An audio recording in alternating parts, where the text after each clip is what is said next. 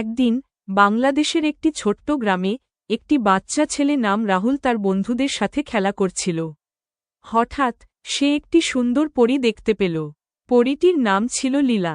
লীলা বাংলাদেশের ঐতিহ্যবাহী পোশাক পরেছিল, যা তাকে আরও সুন্দর করে তুলেছিল।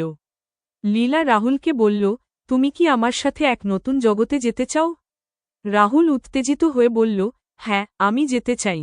লীলা তার জাদুকরি ছড়ি দিয়ে একটি জাদুর দরজা খুলল, এবং তারা দুজনেই সেই দরজা দিয়ে পাড়ি দিল।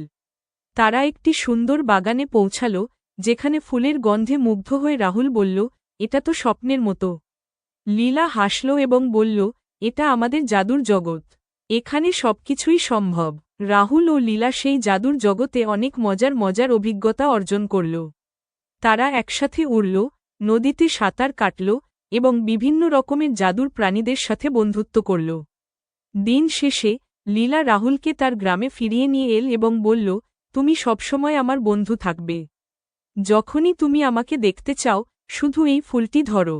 রাহুল সেই ফুলটি হাতে নিয়ে বাড়ি ফিরল এবং তার বন্ধুদের সাথে সেই অসাধারণ অভিজ্ঞতার গল্প শেয়ার করল।